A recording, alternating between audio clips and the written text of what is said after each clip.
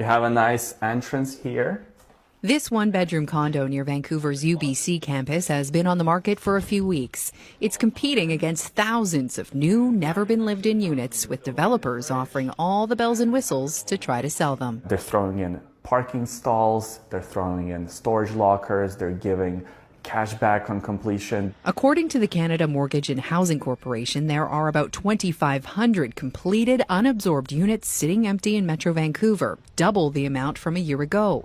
But that could be just the tip of the iceberg, because many don't get listed, creating what's known as a shadow inventory. If you're watching this video and you're Canadian, you may have witnessed your standards of life and quality of life declining over the last decade or so, but you can't put your finger on why that is. From the financialization of the real estate market, low wages, cost of living on the rise, and not a lot of innovation for a country as big as Canada. We're going to discuss it in today's video. I thought this is a very interesting topic, and also we have one video only today to look at, but it really will put things into perspective based on the other stuff we're going to look at today as well, including some graphs that really show how bad quality of life in Canada has become. Now, I think it's important to do these videos as well because I'm not someone who always wants to think in a negative light, but I like to bring this stuff to people's attention because it's really important. If you do have a family here in Canada, you're probably worried for the future of your children. I know I am as well.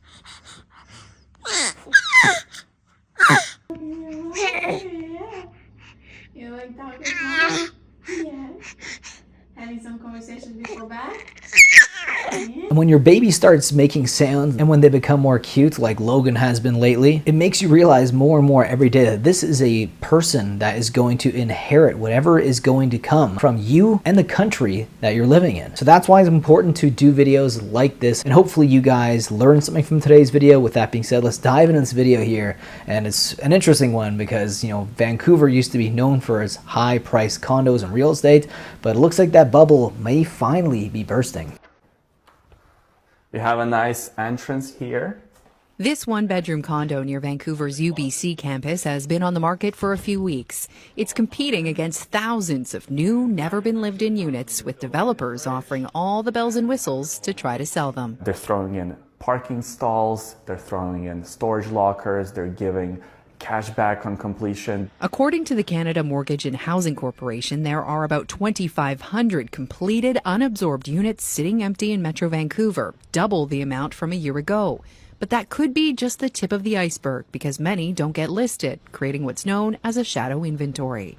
And it's hard to tell exactly in, let's say, a 200-unit building, how many units are still available. Is it 50? Is it 100? Is it 150? Some developers are now giving deposits back to buyers because they're not meeting pre-sale targets to secure bank financing for new projects.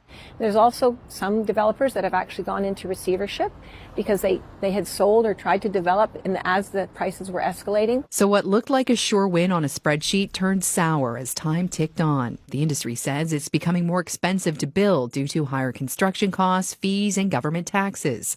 Affordability, another major factor, with buyers wanting more for their money, and what's on the market isn't meeting expectations.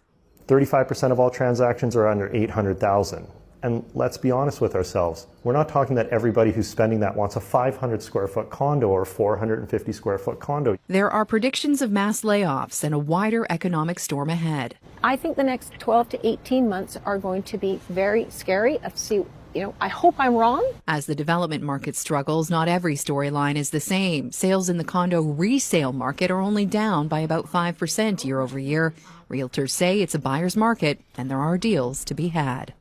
Deals to be had, but the real issue and the real crux of it is something that was actually pointed at the end of the video, where they said that not everyone wants to live in like a 500 square foot box, which is literally the majority of the inventory in Vancouver. The people who used to buy those type of units are fleeing. The investors are fleeing Canada. A lot of foreign money and a lot of just capital has fled Canada in the last few years. Reports of investor capital leaving Canada's overall economy has increased recently, with a $43.7 billion net portfolio outflow in Q2 2025 alone. This outflow is described as unprecedented and is seen as a sign of eroding investor confidence, potentially driven by perceptions of better returns and lower risks outside of Canada. So a lot of these investors want to put their capital in a place where they think they can grow their money, and they don't think they can grow their money that more in Canada. Why? Because wages are incredibly low as well, and we touched upon that earlier in the video. Canada, for a country that has expensive real estate, as expensive as it is in places like Vancouver and Canada, the wages